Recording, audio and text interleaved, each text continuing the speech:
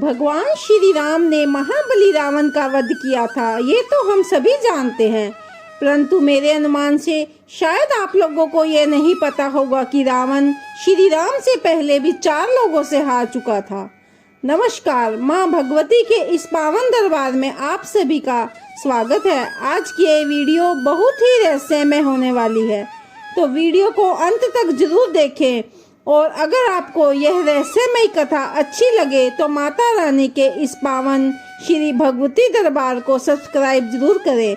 तो चलिए आपको बताते हैं कि रावण पहले किन किन योद्धाओं से हार चुका था। तो पहला नाम है बाली। यह वही बाली है जो वानरराज सुग्रीव का भाई था। बाली अत्यंत शक्तिशाली था। बाली ने घोर तपस्या करके ब्रह्मा जी से वरदान भी मांगा हुआ था कि जो भी उससे युद्ध करेगा तो उसकी आदि शक्ति बाली में आ जाएगी, इसलिए कोई भी उसे हरा नहीं सकता था। एक बार रावण पहुंच गया बाली के पास और उसे युद्ध के लिए ललकारा।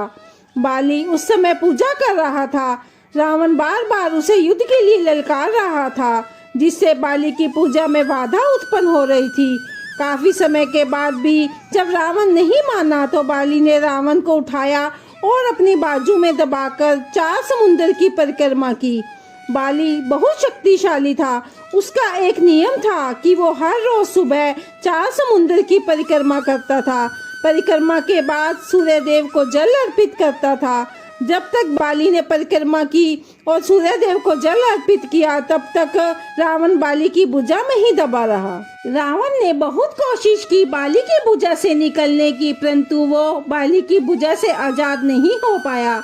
पूजा के बाद बाली ने रावण को छोड़ा। बाली के इस अद्भुत पराक्रम को देखकर रावण भी हैरान हो गया और रावण ने बाली से मित्रता कर ली। दूसरे राजा की बात करें तो वो कौन था जिससे कि महाबली रावण हार गया? तो वो था सहस्त्रबाहु अर्जुन। सहस्त्रबाहु अर्जुन एक क्षत्रिय राजा था जिसके 1000 हाथ थे।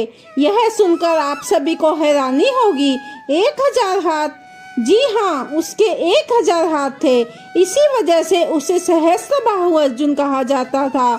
एक बार रावण सहस्त्रबाहु अर्जुन की वीरता के किस्से सुनकर उससे युद्ध करने जा पहुंचा, तो सहस्त्रबाहु ने अपने 1000 हाथों से नर्मदा नदी के बहाव को रोक दिया और थोड़ी देर बाद पानी छोड़ दिया, जिससे बहुत तेज बहाव हुआ और रावण की पूरी सेना भी उस नर्मदा नदी के बहाव में बह गई। परंतु रावण बच गया। आपको जानकर आश्चर्य होगा कि रावण फिर भी नहीं माना और एक बार फिर रावण सहस्त्रबाहु अर्जुन से युद्ध करने पहुंच गया, तो सहस्त्रबाहु ने रावण को बंदी बनाकर जेल में डाल दिया था।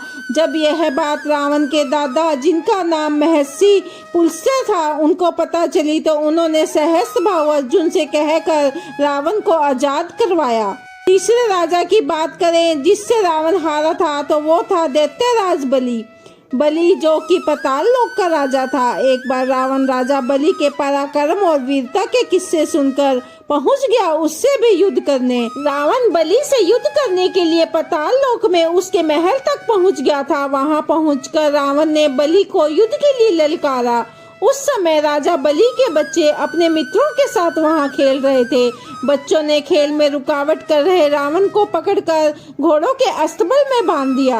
उसके बाद जब बलि वहां पहुंचा तो रावण ने बलि से क्षमा मांगी, तो राजा बलि ने उसे क्षमा कर दिया। चौथे योद्धा की बात करें तो वो है भगवान जिसको सारा संसार नमन करता है।